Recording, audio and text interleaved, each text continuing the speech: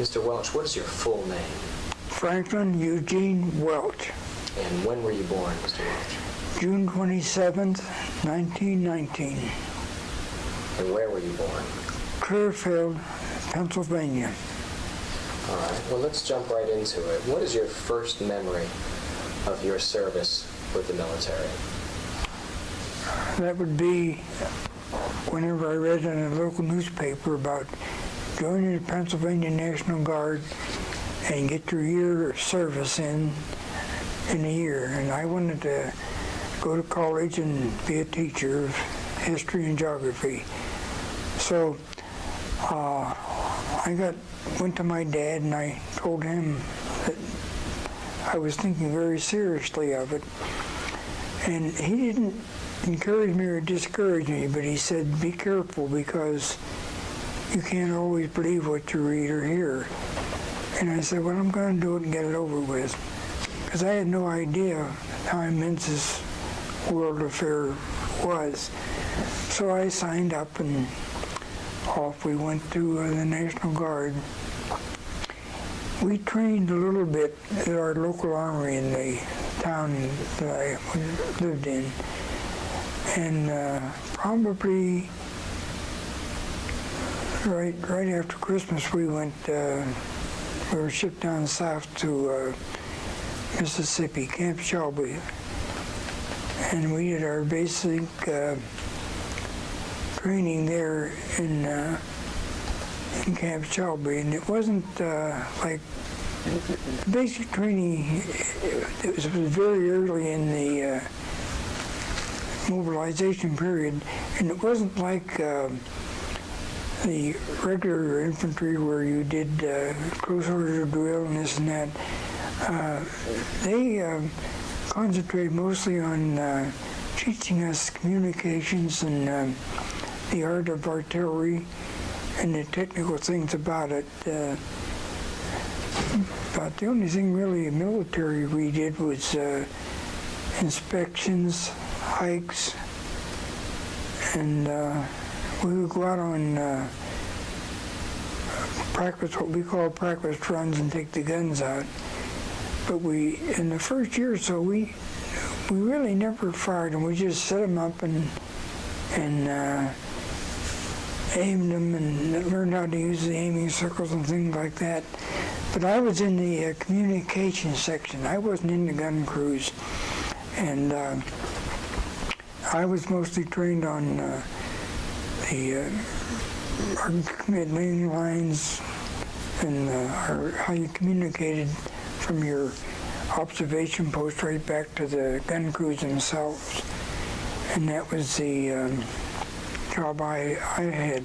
I never, in fact, that was the way. I never worked as a gun crew or anything like that. They had gun crews. They never did our job, and we never did theirs. So that may be unusual today, because if you go in today, you would hop 1, 2, 3, and a close order drill, which is, calisthenics and stuff like that. We didn't do that. We did a little bit of it, but most of ours was, believe it or not, was educational, which really showed up when we got into combat. So, when did you first learn that you were going to ship off to Europe? About, let's see, you're asking me when did we know we were going to ship off to Europe. We didn't even have that figured out yet until about, actually we didn't have it figured out until one day, about a year, they come in, they said, well, you're going to North Carolina to Camp Kilmer, and we got there and they said, well, you're going to camp in New Jersey. And I said, well, what are we doing that for? Because you're going overseas. So that meant that the year was going to be extended. And the thing about when we finally got to New York, we'd read about, that was just about when the submarines were starting to sink our ships. So we go up there and we go out on where they load you in, and there sat the Queen Mary, and anchored. So we got on it with a bunch of other soldiers, and we said to each other, "Well, gee, this is nice for riding first class, but where in the hell is all these battleships and the airplanes flying over to protect us?"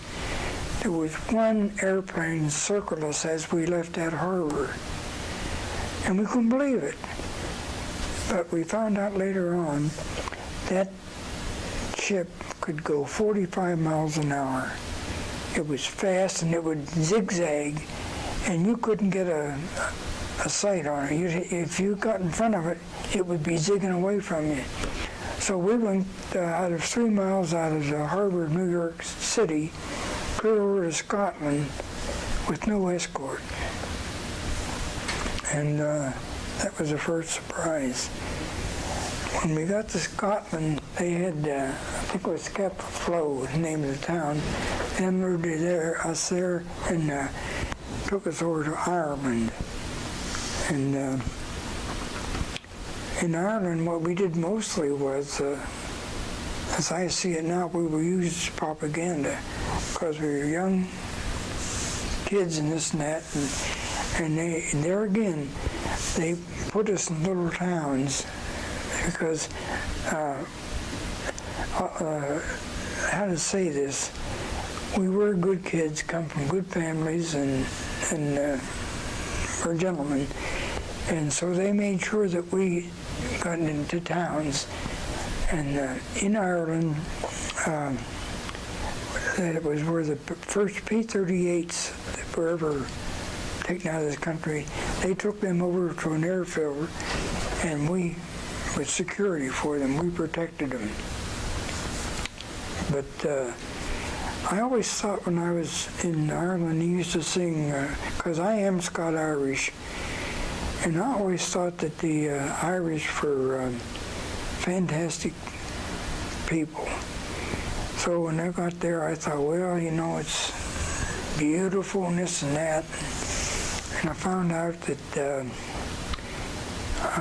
there weren't too many trees because they were all cut down whenever the Iron Age came in, and they used that for charcoal. That was the first thing. And the second thing was, not to hurt anyone's feeling, but I was Protestant, and we were in Larne, which is the one section up there that it isn't in Ireland. It's a area all of its own. And they gave us a little bit of trouble because they weren't too, well, I don't know how you say it to be diplomatic, but they were suspicious of us, and we hadn't figured them out yet. And I know that we ran into different things. We would go into Belfast to dances, because it was the regular, the Irish Free State. And I can remember going in there, and one thing we used to do, it was kind of funny, is if you're going down the street and you wanted to take a girl to a dance, you played on you was lighting up what you didn't do in the street, but you strike a match to see if she's good looking or not. And if she was, you took her down to the local place to dance, and they were beautiful, they were nice. And this one night, Buddy and I, we did the match trick, and we got the girls down there and we could see them. They weren't all that nice. And when we got out on the dance floor, they hit us, which the English were pretty good, and we had to get off the dance floor. So we decided that we would go up to the toilet and get out of there and go someplace else. And they followed us. And we got out on the street. There was a store that left the gates, the lattice gates, left them open by mistake. We got in there, pulled them shut, and the girls were reaching in and fisting us, and the bobbies come along and saved our neck. And that was one of the experiences. But the one thing that really hurt was is we had to travel in twos for our own safety. And I can remember a person came and told us that there was a soldier back in an alley laying. And what they did, and they did quite a bit of this, the Irish that didn't like the Americans, who were mostly Catholic. And what they did, they would beat him up and left him lay there with his clothes off, and it was cold. That was just one of the things they did. And the other thing they did was we would get on the train and go. Belfast was where we would go for entertainment. And we lived in a little town about 4 or 5 miles from that. And we would get on the train to go back to our place at night. And where the train stopped, you would get off. It would only make one stop, and that was right the town that we were in. But they were smart. They would call the town about 3 miles away from it. The train would stop, and we'd all bail off and have to walk that 3 miles back to where we were garroted. That was another thing. And another thing they did that you never read in the papers is they taught their young kids, boys, they would come down and be friendly. The Americans were always friendly with, the people. And they would steal guns. We were in Quonset huts, and they would steal our guns. And of course, I got that stopped pretty quick. Then when we left Ireland, we went to England and stayed in different places there, and we really were treated very nice in England. And there again, we mostly did protection work, and I always thought they used us as propaganda, and thank heavens they did. But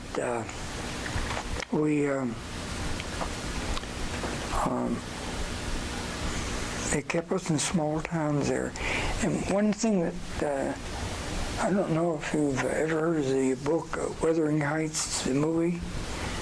Well, we were stationed just miles from these sisters, the Bronte sisters, and that was a big thing for us. There's a movie, and we live near the Dartmouth Moors, and that's something we don't hear much about, but they're always damp and wet, and we would go out and have our practice runs, what we call practice runs there, with the guns and stuff. And we were there long enough that we would have you could have a long weekend or a 4-day pass. And I would always try to go to historical places because that interested me. And the place I found very interesting was Edinburgh. And Edinburgh is the castle is beautiful up there, and the Edinburgh people are not snobs, but they're high class compared to Belfast on the other side. They used to say that people would leave Edinburgh and take the train to Belfast and dirty it up and keep Edinburgh clean, and I believe that. But I know that one thing I never realized either until, must have been 40 years later, was it it was 4 of us went up to see Balmoral Castle, and these British soldiers came down. There must have been 6 or 7 of them, and they had these 2 girls with them, and they said, "Would you mind if we introduce you to these girls and you'd be photographed with them and just say a few words, and we don't want you to get more than within 4 feet of them." Well, sure, girl's a girl. And it was the present queen and her sister who's passed on is who they introduced us to now. If they used that for propaganda, I don't know, but I never realized for years and years that that's who it was. But we were treated, we were kept away from, in other words, it's what you and I would call the backcountry in England. And so we really enjoyed ourselves there. Then, when the invasion finally come, am I forgetting anything about England that I've told you?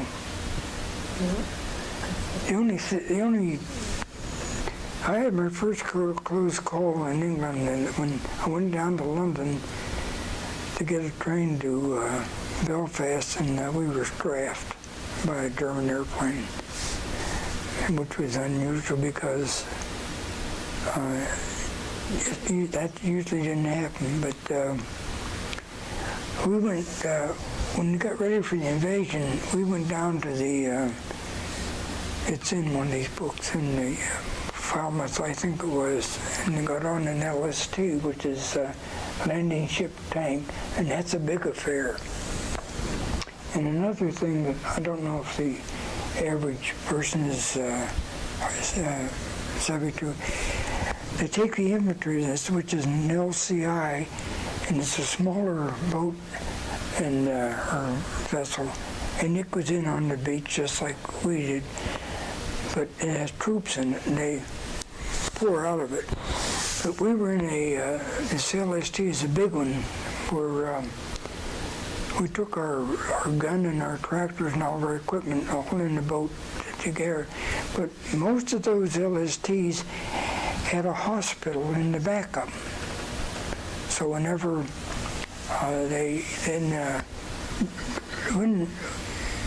in Normandy, when they went on the beach, the Navy had boats that circled around like this, and then if a guy was wounded out there, they would bring him out, and it might seem nasty, but it was really humane.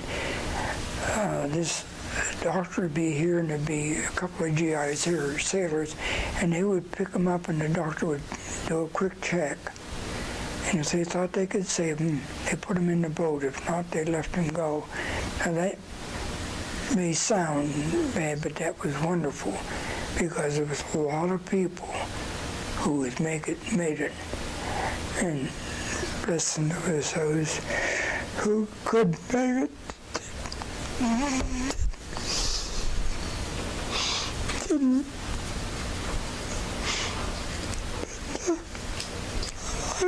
I'm sorry. You want me to pause it for a moment? I'll be all right.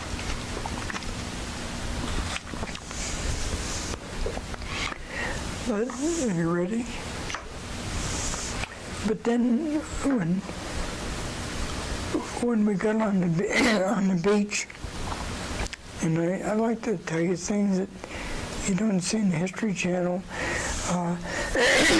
Some of those, whenever these LSTs would go in, they wouldn't go in far enough, or the men who was driving them would, we'd call it cold feet, and these soldiers would run off the ramp and in the water, and what happened to them was it would be too deep, and they made us wear leggings, and the English, they didn't wear anything. They cut holes in their pants, so whenever they went in the water, and it filled up their pants, they could move their legs, and they weren't. But the American soldiers that I saw couldn't do that, so it would dump them over. And another thing too is the Canadians and the English wore a Mae West, I think that's what you call them. They wore it up under their arms, which is a flotation device. But our guys, it was worn down by the belt and tightened up. So if anything happened that you reached down or dropped your gun, reached in the water, pick it up, and you couldn't right yourself. because your head was down here and your feet was up here. And that was another thing that I always thought should have been figured out ahead of time, and saw that. And we went on the beach the next morning, not the first. The first morning on the beach was nothing but a massacre. And we went on the second day because we had such heavy equipment, and the division went on. They put their howitzers on these LCIs or boats and tried to fire in, and all they did was sink their boats, or that it just didn't work, because you just can't have a gun back, on a boat doing that. So it didn't work, and they lost a lot of their artillery that way. And when we got on the beach, they had off to our left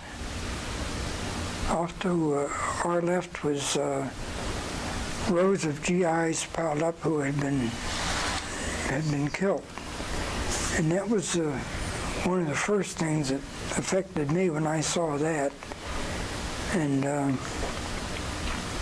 but another thing too on the beach that you don't hear about, they have what they called beach masters, and these guys really had a lot of guts, because they would stand there, and the manures coming in, if something was bad up here, they would say, they would direct you in a different direction and keep you from up there, which I thought was wonderful. And they stood out there and right in front of God and everybody, and of course a lot of them got killed, but nevertheless they stood there and they stood their ground and got you up.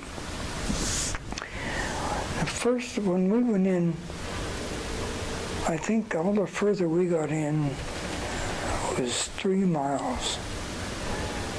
And that's what we called de-waterproof. All the vehicles were made so that they could submerge and the motor would still run.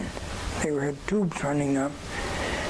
And we got in, and really without, so far now, we haven't had any casualties. And it seemed like God was with us, because we got in and got into this field where we de-waterproofed. And that was where another thing too is you'd see the medical people, like an ambulance going down a road, and the GIs would sometimes would intermingle with these nurses, and male nurses and stuff like that. But the German snipers would snipe them out and didn't shoot the medics, believe it or not. They did different times. They were nasty. And the houses along that beach had, all of them had snipers in them. And they were kind of bad, they got them up. But they were the ones that really got into the infantry. And then finally we got into, from there into the hedgerows. And the hedgerows really were as bad as what they tell you, because they were fields. Instead of having a fence, they built earthen things up, and then they put they'd plant stuff on the top of them, and on the corners of them they'd have openings to put their cattle in there. But what happened was, though, the Germans knew this, and they would set up their machine guns and stuff like that. And if you got in a hedgerow, you couldn't. In other words, you had to go up over and in to get in there to get them out, and they're sitting over here where the openings are. In other words, this is a field. This is a field here, and they would have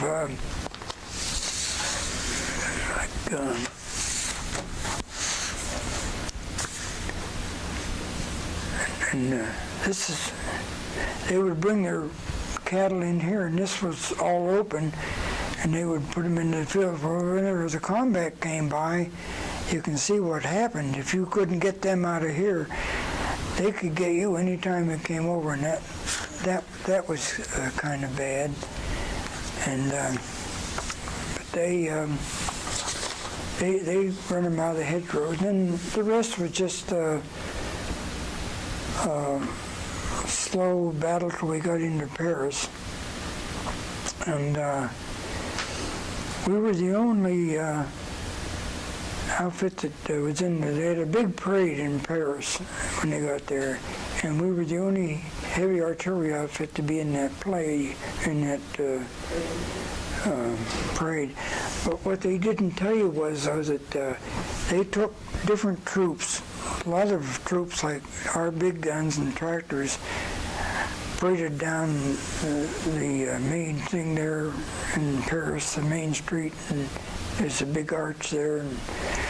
But they took these other troops and took them on the side streets because there were still German snipers there. So they cleaned up the side streets while they're having a big parade in the main street. And I thought that was kind of interesting. And what was the slow trip into Paris like? What did you deal with? How many days did it take, or was it a long? Well, once we got near Paris, we was moving pretty, not fast, I mean, but we were moving steady, let's put it that way. And we had good days, but and some bad days, but they were being pushed back slowly. There was some mistakes made, like there always are, but actually it was a slow process of pushing them back and pushing them back. And after Paris, the Hurtgen Forest, they don't say much about it, but it was really a bad battle, because for one thing, that Hurtgen Forest is a little bit mountainous, and or hilly rather, and it's got trees. So whenever our people went in there to run the Germans out, they fired what they call a shell that can be set to go off at a certain altitude, like 30 yards. And those shells, if they didn't spray down on there, they would cut the trees off and they'd fall on you and kill you. And I never saw that mentioned either, but that happened. And that was the one thing about the Hurtgen Forest. And then I think... killed those GIs. Which... and they covered with snow. Oh, that would be later. The Hurtgen Forest came. You were thinking we were going to come into the breakthrough, or some of them call it the battle. We called it I think they call it the breakthrough, don't they, now, when they refer to the big German push? And we call it the Bulge over there. In fact, when we came back here and they were talking about the breakthrough, we couldn't figure out what they were talking about, because to us it was the Bulge. But we may as well come to the Battle of the Bulge. That was where things were ungodly quiet before that. I mean, there was nothing going on. There was not. You didn't hear a tank. We fired very few shells, and but all at once, and the way it happened on us is they were, if I only had a map, I could show you. They had when we looked forward, it was the Dragon's Teeth, and they were very close to us. And but between us and the Dragon's Teeth was an anti-aircraft outfit, which is the way they used to set up, or in a tank or in an aircraft, small outfit. And whenever the Battle of the Bulge started, I had an odd experience. I had to urinate, so I got up out of my, it's about 5:30 in the morning. So I got up and to a tree and relieved myself. And about the next instant after I zipped up or buttoned up, came this heavy barrage out of nowhere. And what the Germans used was Nebelwerfers. Now that's a gun where they have about between 4 and 6 barrels, and it sits on a carriage and they fire them, and they can fire different, like a fire shell or shrapnel or high explosive or this or that. But the odd thing of it was we were sitting, if you're sitting like with me, we're sitting here, and when they started shelling, they shelled over here and didn't put a thing, and they must have known we were there, or they didn't. But they shelled all this, and they shelled a path up to our right, and a big path up there. But the amazing thing was that started at 5:30 in the morning. We finally got emergency orders to get out of there, and they could have came right over and mutilated us and really got rid of us. And they came near us, but for some reason or other they ignored us and come right to our right and back. So we had a chance to pack up and back off 5 miles to the rear. And I think I'm telling everything about like that. Oh, and that brings another thing up. The AGAC outfit couldn't evacuate their position because they didn't have 6x6s to evacuate their stuff. And the reason they didn't have it is because Patton had it all down. He was going to do a big thing in the southern part. And they left him take the trucks, which, of course, one thing you have to give Eisenhower and the generals, that front up there was quiet. It was, you wouldn't think nothing was happening. But anyhow, whenever it started, this ACAC outfit, when they got out of their gun positions, and they had 4 or 5 of them, didn't have the proper vehicles to get their equipment. They just ran for it, and you don't hear that either. And we went down. We always say that we advanced backwards, and we didn't retreat. But we set up in a place, and lo and behold, and believe it or not, the field that we set up in had a rock formation underneath the soil. And when we would fire those big guns, it would just about knock your head off. So they couldn't use them. Because if you fired a barrage, we fired one and it just about tore everybody's head apart, the noise.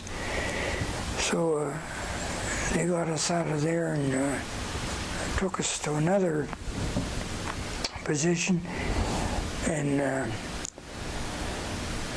when the other position,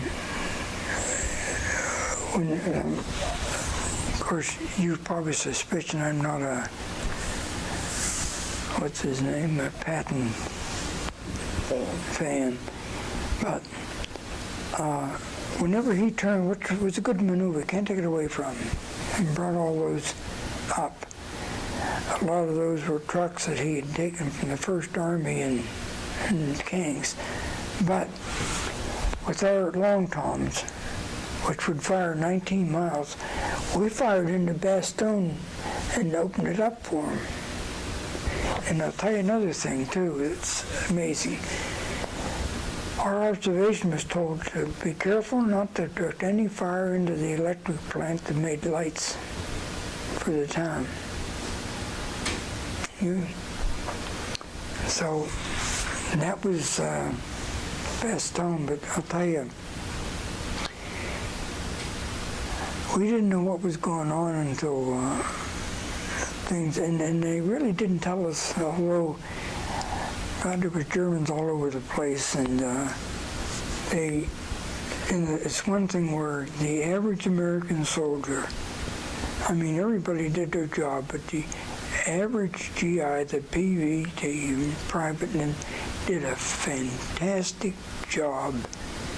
He was really swamped, overwhelmed, and there was so much confusion that he had to figure out how to save his own hide and to win that back, and he did.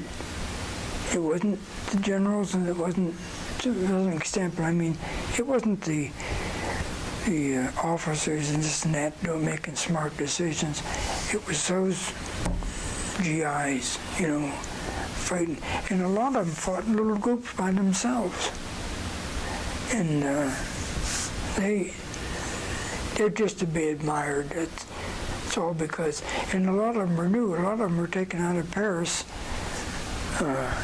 and of course, anyone that's in a battle deserves all the credit that they can give them. But let me tell you, the average GI in the Battle of Bulge was fantastic. He had it up here, and I found out later, and I realize now, the German soldier was lost without the officer, because the officer told him what to do, when to do it, and why to do it, right, in combat. Where our guys, where they also say, well, we got to take this over here, and this GI would say, okay, you go this way, I'm going to see how it worked this way. And he did it. And a lot of times he saved the asses of these guys. Really, that was the difference between the soldiers. The American soldier, I don't care what the rest of the world thinks, but he could think his way out of a mess. And he did. So that was, and then, let's see, we're in the Battle of the Bulge, aren't we? And then after the Battle of the Bulge, there was one other thing that I wanted to bring up.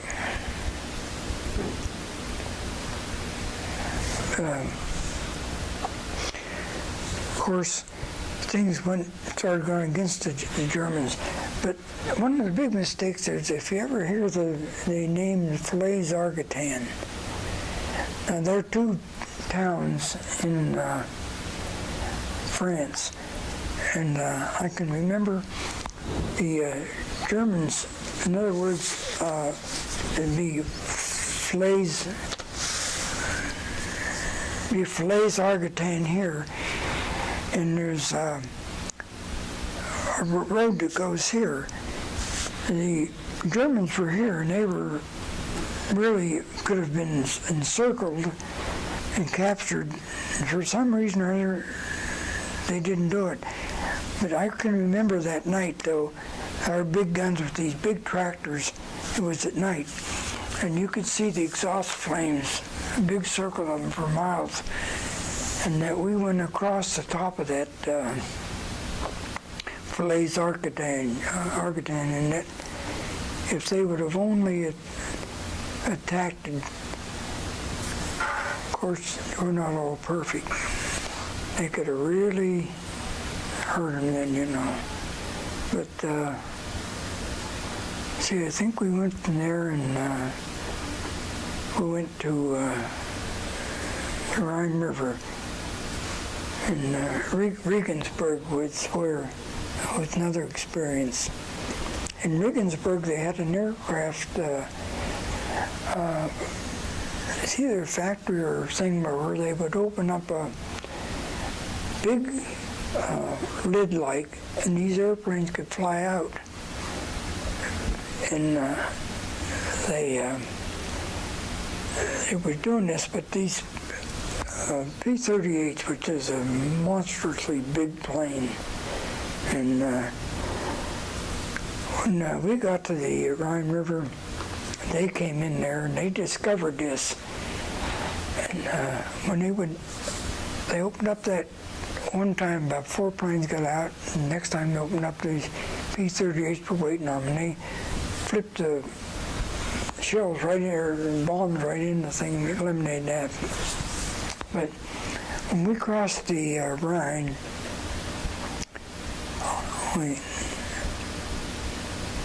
when we crossed the Rhine, it was funny. There was I don't know what that woman was doing there, but my buddy and I decided we was going to swim in the Rhine River. I mean, the battle's going on. And she could speak broken English. She says, "Nine, don't do it." And he said, "Why not?" She said, "Current." And that Rhine River had an undercurrent in it. If you didn't watch yourself and know what you're doing, you'd drown. So we put our clothes back on and forgot about that. But there was one other thing. That was Regensburg. There was a big PW camp there, and when they took us there to kind of do guard duty over that later, and that's where they had the German prisoners in a wired in place, and they had big towers. And I know who did it, but 2 of them got burnt down. And the idea was that they would try to escape, and we eliminate them, and which did happen. But they had that was Regensburg. Oh, but the other place that after the war was over that I really enjoyed was Mittenwald, which is it's on the German border in the Alps, and that's where the big train terminal would go up there and then go from there to Italy. And by that time they had broken us up more or less and sent us different places, but I was sent with a bunch of other men to Mittenwald, which was this beautiful little town. And the forced labor that they had taken up to Italy came back down and came through there, and we deloused them and this and that. And one thing that happened there I'll never forget is myself and another guy and a doctor, we had 40 kids in a gymnasium, and it was up to us to see that they were taken care of, and they were all constipated. So this doctor called, in other words, there was 4 of us. He called us over, he said, "Now look, be careful, but I want you to heat water so they can just drink it, and that's all." He said, "And give them all a glass of water and then run them around the gym." So we did. You know that every one of them, but maybe 4 or 5 pooped their pants. I never heard of that before. And I said, I asked the doctor, I said, "Where did you learn this?" He said, "That's not important." He said, in his actual words, he said, "That's not important. The shit was." And that's exactly what happened. And then then we went from there to this Mittenwald, which was a German ski troops and training, and that was a beautiful place. And that's where I was astounded. The officer come to me this one day and he said, "You're the first sergeant." I said, "It can't be. I'm only a corporal." He said, "How long have you been in the Army?" I said, 4 years. He said, "You know what's going on." And I said, "Okay." And it was.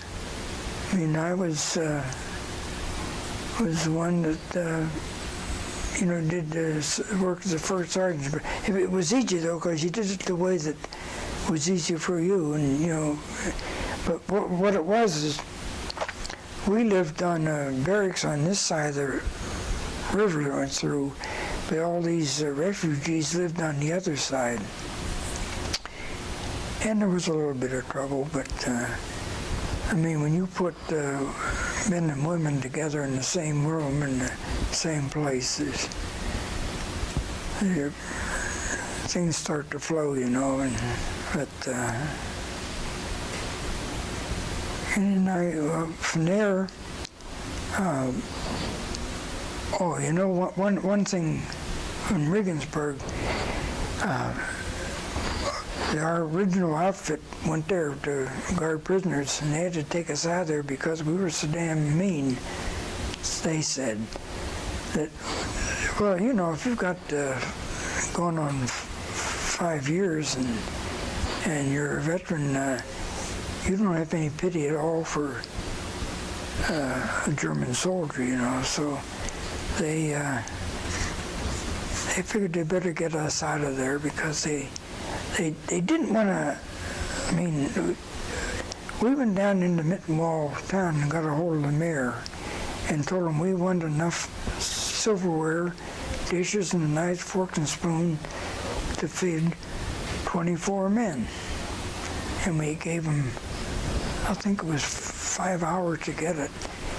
And you don't do that even, you don't terrorize the town. But in 5 hours we had all that, so instead of us eating out of mess kits, we was eating out of the best silverware and stuff of that town. That was another thing. And am I forgetting any?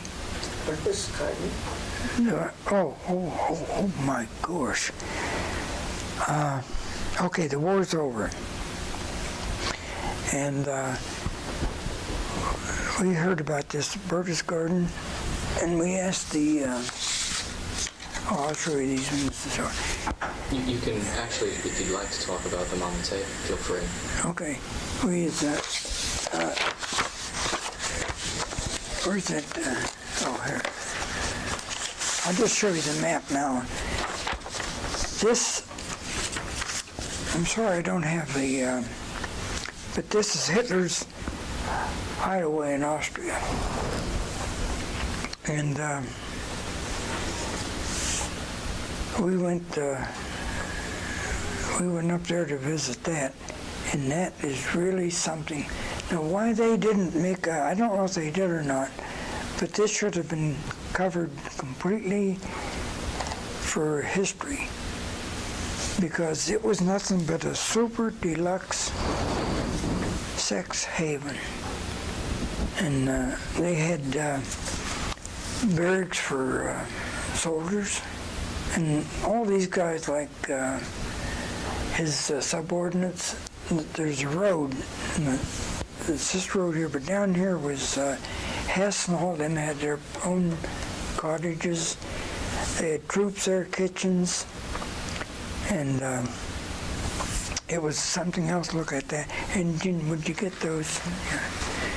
Now, have you seen pictures of Hitler out on the balcony? Okay, that is right.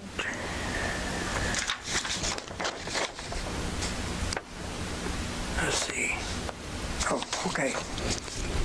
This was right. This is the balcony you always see him out on. right here. All right, now behind him is a room, and this is probably what we really treasure most of all my collection. But this, in this room behind Hitler, as you see on TV, is a beautiful big room, and this was part of a chandelier that had been knocked down. And this is authentic out of Berchtesgaden. So,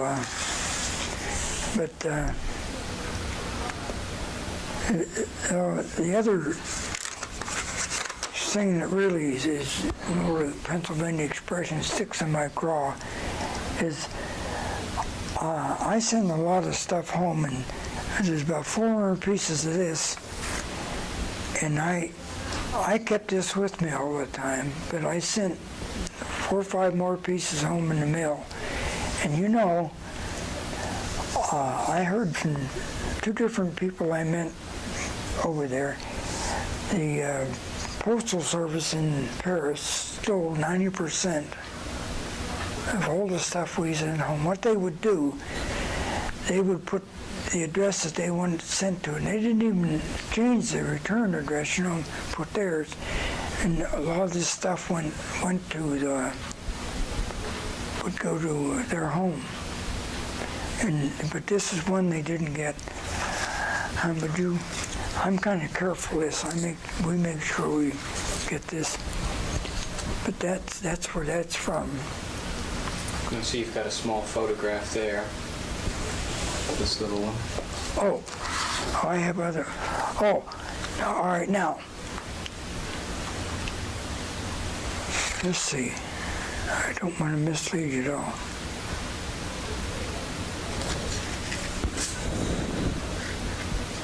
These are guys, and it could be troops, because, oh yeah. These are Italian laborers that came down, and what we did was we would delouse them and take them to the creek and let them bathe there.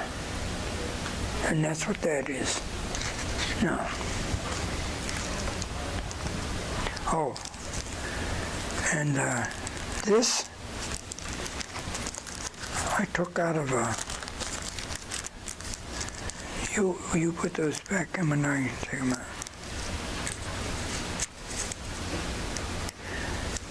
Would these be better if I take them out and hold them up, or would it be all right this way? You can hold them up just like that if you like. This is, I took this out of a house. This is a postcard. Hitler, this is propaganda, it's him with this little girl.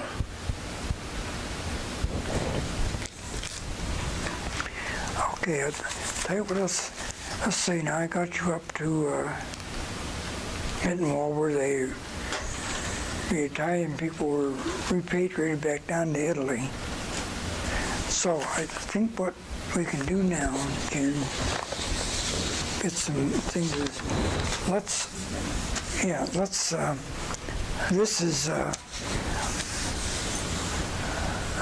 This is what was dropped out of airplanes for the people.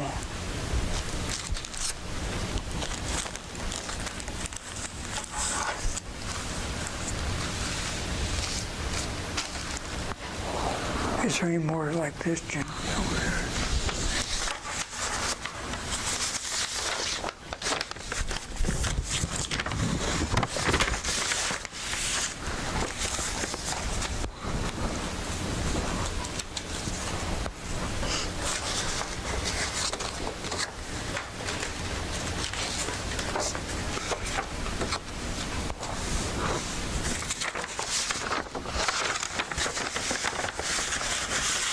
What I'll do is I'll make photocopies of these and attach them. I'll make photocopies. Oh, well, then you don't need this, do you? If you'd like to discuss them, feel free. Well, no, because I can't read them anyhow. If you're going to photocopy them... This one has the English. Oh, is this one?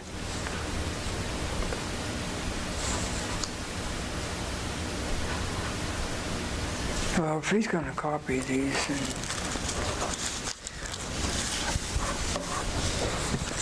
Well, your time in Whitmore and also in Regensburg, was there fighting going on at that time and conflict, or was this? it just was over. I finished my last day before they declared war. I think the war was declared over on May the 8th. And we were in Czechoslovakia, and the snipers were still shooting at us on the 11th. But that's where it ended for us. And then they took us from there. They took us from there up to Mittenwald. Yeah. The war was still going on. I'm going to put these in here if you want to copy. The war was still going on whenever we were in Regensburg. Now, where are we now again? Tell them about how you did the point system and you got that. Oh, they had a point system that you could go home. And the average guy who had 76 points, I had 126.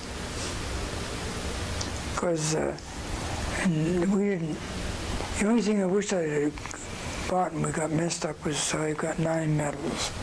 And I don't have those. Do you remember all of them? No, not really. Which ones do you remember?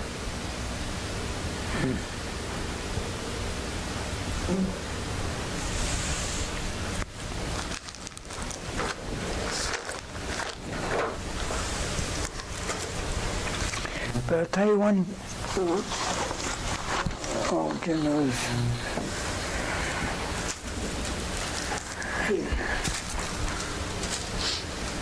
That's this one of them, but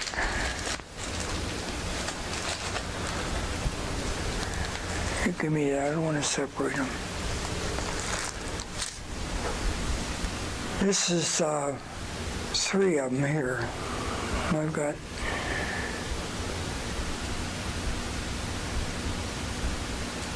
Okay. but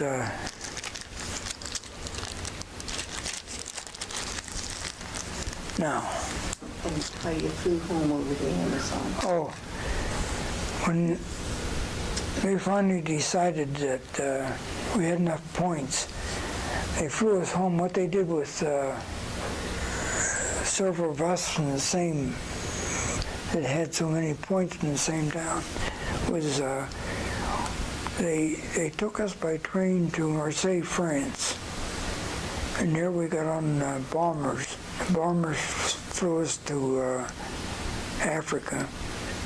And in Africa, they flew us to South America. South America, they flew us to Florida. They flew us home. It's a long journey. Well, yeah, it was. But I think they were getting kind of, well, maybe they wanted to do something for us. But, I mean, we weren't getting mentally bad. But we were just, so what? Our attitude was getting, and they knew that this would, would go on and go on. So they made a special effort to get us home and get us home quick. The only thing of it was is there again, I didn't smoke, so I sold for all the time. I sold all my cigarettes, saved the money, and when we got into Florida, of course we went to take a shower, and the guys that were running that transfer station, we'd go to the shower, they knew it, and they would go through our clothes. And the one tent, that we were in overnight, was over $11,000 they took. And we went and told the commander, and he said they'd look into it. Never did. So a lot of that went on.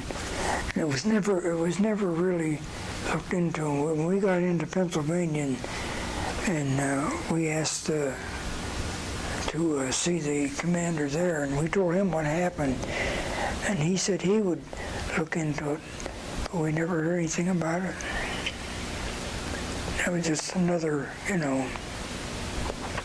thing they could have looked into. But a lot of things that happened that you didn't. It's just like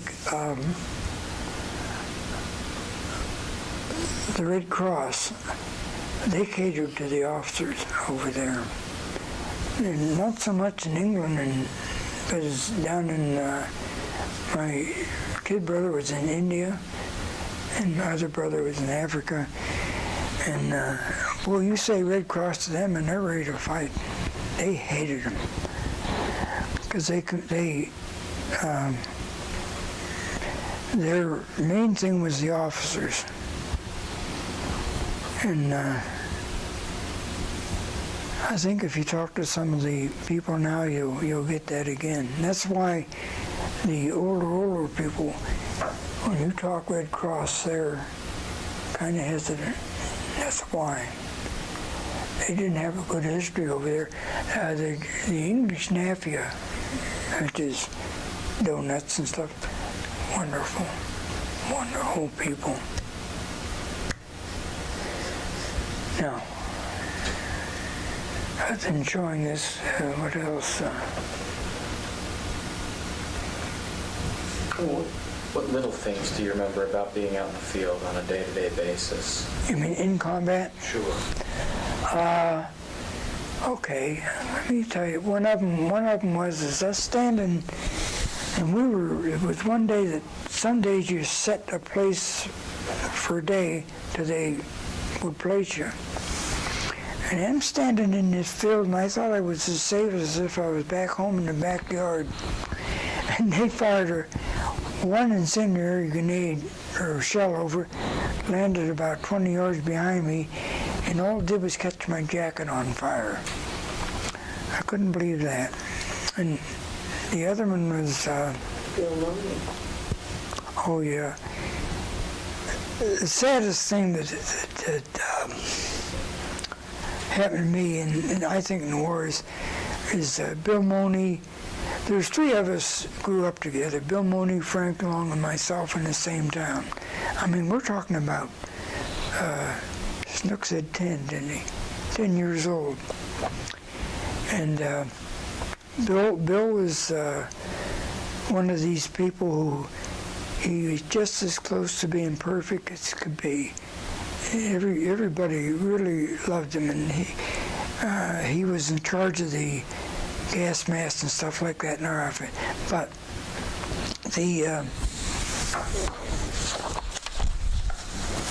we were down here. Our guns were down here, and this was a tree row up here. And the German, with just one shell, they fired a shell over here and hit a tree, and the wing hit the tree, came down here and it scooped him up in his sleeping bag and killed him. It was candy. Yeah, and it just crumpled him all up and killed him. But the fun, it was a V2. It was a wing. And, but the funny thing of it was, the explosive charge in them was about as big as a big oil drum, and it's yellow with white things through it. And it left the V2 and landed down about, maybe 30 or 40 yards from where I was dug in, but never went off. But nevertheless, that wing scooped him up and just mutilated him. Boy, he was Class A.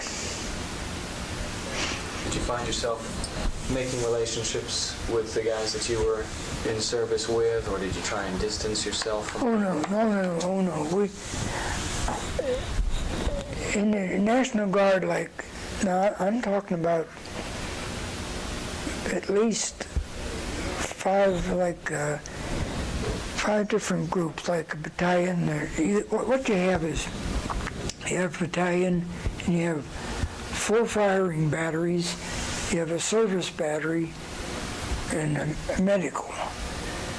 And the guards I was in all come from the same area. And it was just like a family. And in other words,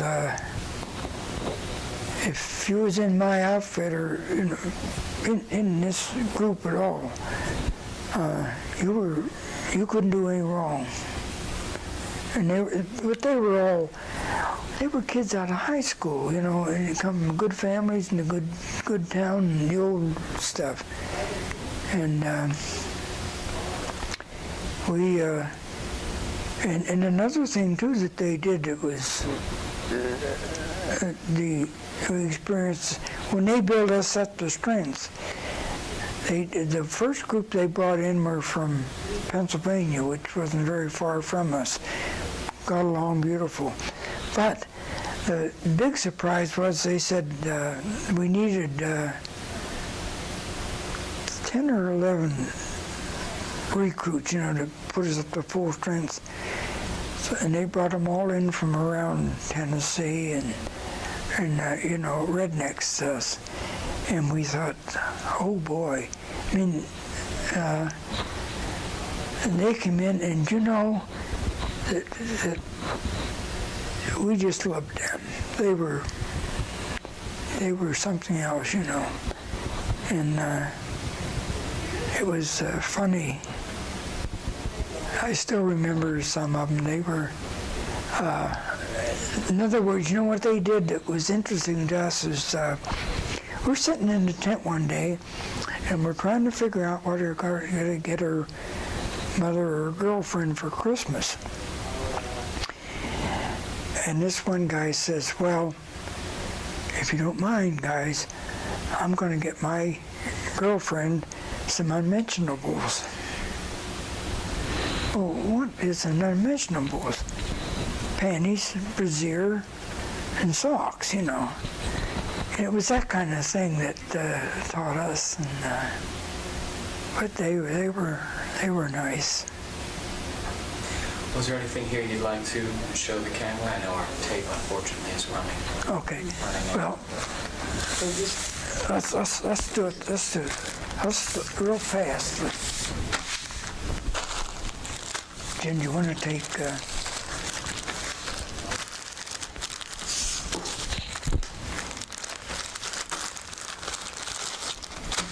Put these on top of the, because I don't want to mess them up.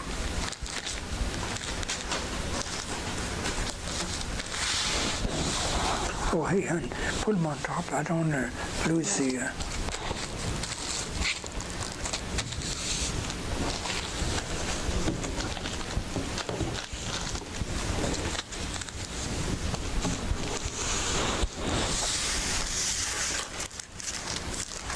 Is that it? Yeah.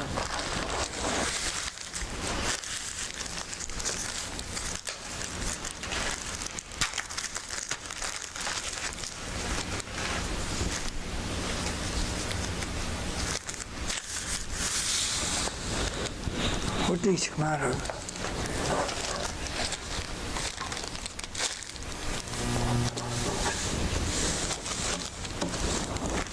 What do we have there? Okay. Now,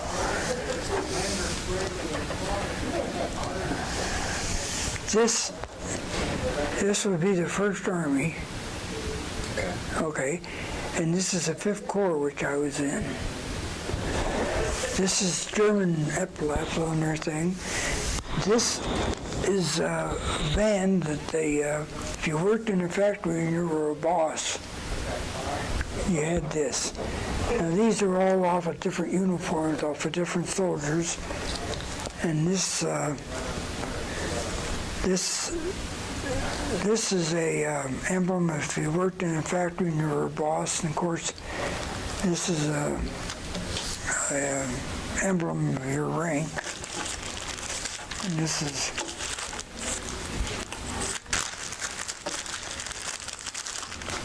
oh yeah, this is This is your SS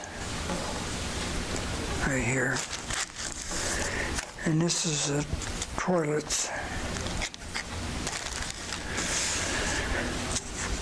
Now, yeah, that'd be good to have that too, Jen. And I guess that's enough.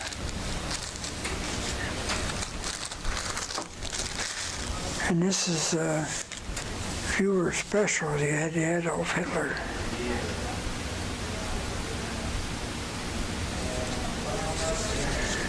And what's this on?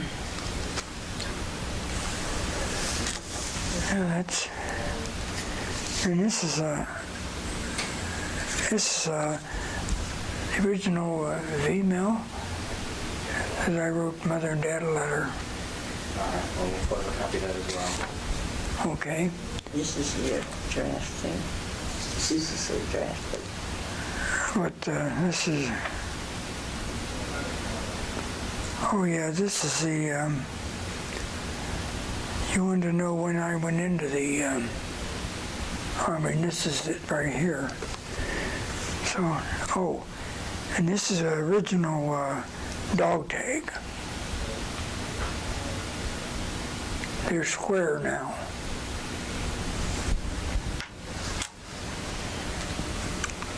Now what?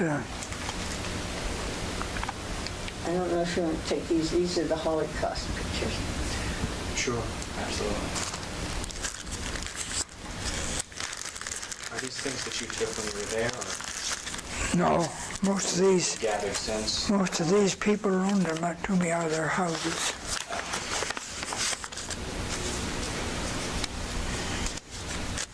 Let's see. You get these out of the shop thing. How's the best way to... Can you see a way over here? Let me put them up close to the way.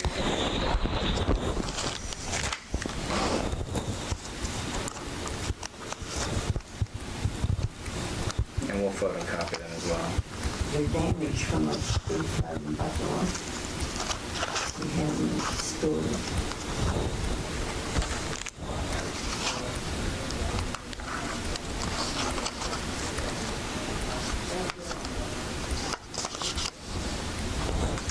Yeah, some of these aren't...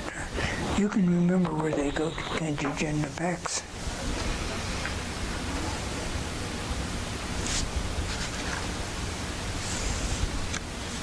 These go over here. Okay, now, that's about... What's... Well, is there anything that I haven't asked you about that you haven't mentioned or gone over that you... How about it, Jen? You know pretty well.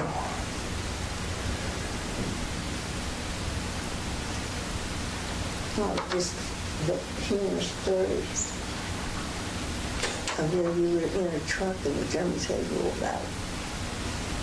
They had what? You opened the thing in the truck and you... Oh, yeah. My friend and I, my kid brother was in the 5th Division, and I had heard that he was in the town near me, so I got permission to go down and look for him. And when I got there, they had moved on.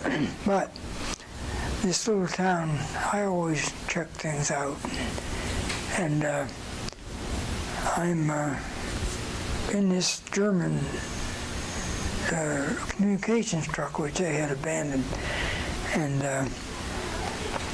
I'm sitting in there, and I was up in the back where all the equipment and stuff like that was, and there's a sliding door, like in our back window in our pickup trucks.